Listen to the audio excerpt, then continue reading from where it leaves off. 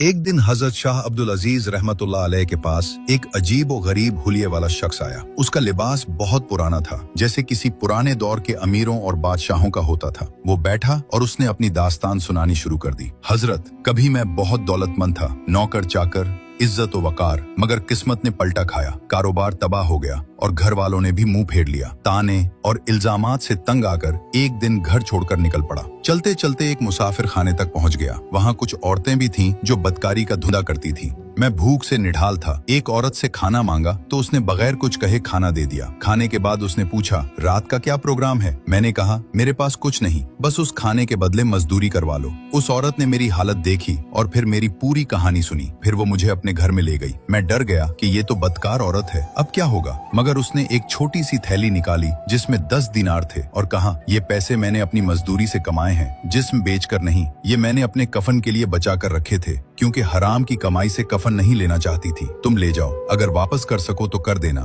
वरना ये मेरी तरफ से सदका समझ लेना। मैं वो पैसे लेकर निकला। अल्लाह ने बरकत दी। एक अमीर आदमी के यहाँ मुलाजमत मिली और देखते देखते हजारों दिनार का मालिक बन गया। कुछ अरसे बाद उसी रास्ते पर निकला तो सोचा उस औरत का एहसान चकाऊं। मुसाफिर खाने पहुंचा तो पता चला कि वो जिंदगी और मौत की कशमकश में है। मैं उसके पास गया और कहा, अब मैं तुम्हारी मदद करूंगा। उसने मुस्कुराकर कहा, अब मुझे कुछ नहीं चाहिए, मैं तौबा कर चुकी हूँ। बस एक काम करना, मेरे मरने तक यहीं रहना और उन्हीं 10 दिनारों से मेरा कफन लेना और फिर मुझे दफना कर चले जाना। वो इंतकाल कर गई। मैंने उन्हीं पैसों से कफन खरीदा और फिर उसे दफना दिया। रात को मैंने देखा कि पैसों वाली थैली गायब है। मुझे लगा शायद कब्र में गिर गई होगी। सुबह उठकर कब्र खोदी तो हैरान रह गया। न लाश थी न थैली, बल्कि एक दरवाजा था जो एक शानदार महल की तरफ खुलता था। अंदर दाखिल हुआ तो वो औरत तख्त पर बैठी थी, शहजादियों की तरह सजी हुई। मैंने पूछा, ये सब कैसे? उसने कहा, मैंने अल्लाह के लिए एक मजबूर की मदद की थी, उसके बदले अल्लाह ने मेरे सारे गुनाह माफ कर दिए और ये मकाम अता किया।